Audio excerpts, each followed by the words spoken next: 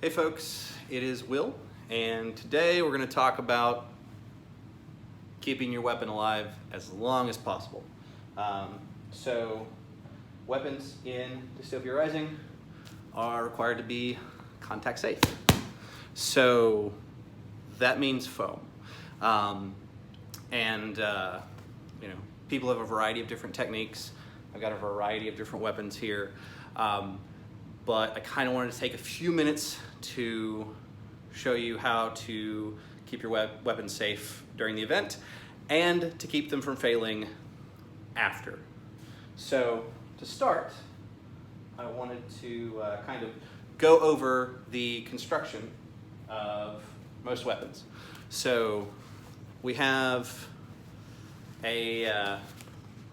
people would call this a speed bat, I guess. It's got a fiberglass core or graphite core, I can't remember which, and a polypropylene sheeting for the striking surface, and more of that down here. This is very similar. It's also foam, except this is pool noodle. These work perfectly well. The core here looks like PVC. I can't see it, but based on like how wide the handle is with the wrap and all that, and you can see a little bit of detail underneath the legging. And so during the event, if this is your first time, if someone is loaning you a weapon or whatever, make sure that the tip does not go anywhere near the ground or rest hard on any surface. A thing that I often see is people, I don't know if I can get that in frame, but basically resting it down where they're holding this like this, and all the pressure is directed down into the dirt. Now, what that does, so you may have seen this video. I tore this apart earlier. But what this does is the top of that PVC is going to be pushing into the foam, and eventually it'll fail. Now, all weapons, will eventually fail. They're made of foam. They're designed to give, like foam gives, but as I've said before, you shouldn't be able to feel the core. This is a weapon that's been taken apart on purpose. But because there is that bit in the front, if you rest it on its tip, you'll be pushing through that foam. So even if it is something like this, which uses the polypropylene sheeting, that any force on the tip is going to make it not live as long. Now, this has been with me for literally years. It's lovely. It still does what it needs to. You can kind of see that some of the pigment has come off of the legging or the tights. It's one of those. And but the grip has held up over years. There's some strains there from regular use, and that's okay. Like, eventually your weapon's gonna fail. The goal is to make sure it doesn't fail while you're using it on somebody. So this is a foam and plastidip weapon. This is not a viable fix. This is actually there because somebody was pressing this into the ground and it gave. Now I use this. This is a wall hanger for when we're going to events. We'll hang this up so I don't have to worry about somebody, messing up a weapon that we can use at game, because can't use this anymore because it's bent right here, right about where the core ends and the tip begins. But it's pretty. It looks like it was made out of a lawnmower blade.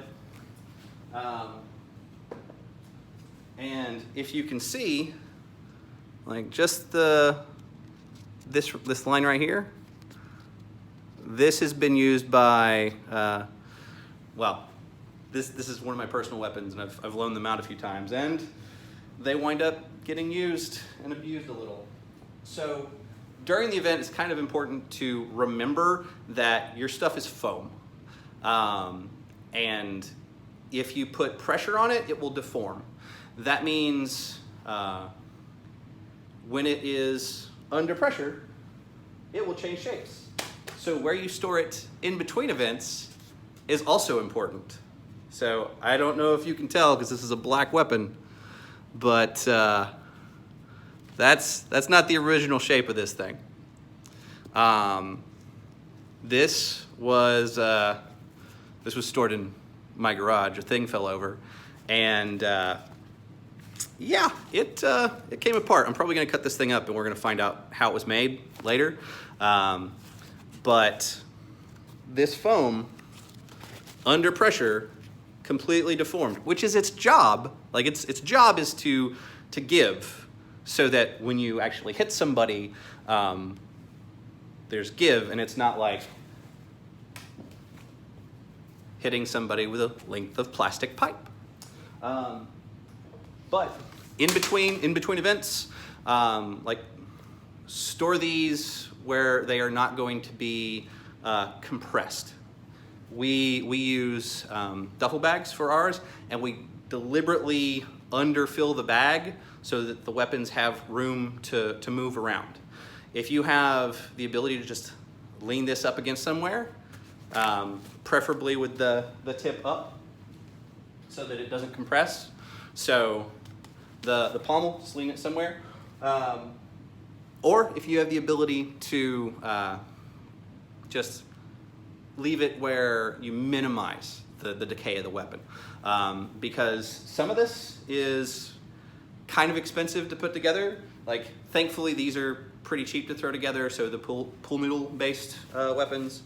But like, if you decide to go and get something fancy, you're gonna wanna make sure it lasts. So, just real quick to review, make sure that you are not compressing the tip of the weapon, you're not compressing the sides unnecessarily, and you know, it's foam. It will fail eventually, but the goal is to give it as much life as possible. And in between events, know that, you know, if you store it in excessive heat, or, you know, a combination of heat and cold, like, they can accelerate the decay of your weapons. But if you can have them live where you live, you should be fine. Unless you've got like 1,000 swords, then, you know, figure out your own stuff. But thank you so much for taking a little time to learn a bit more about storing and keeping your stuff. I'm Will, and maybe I'll see you in the wasteland.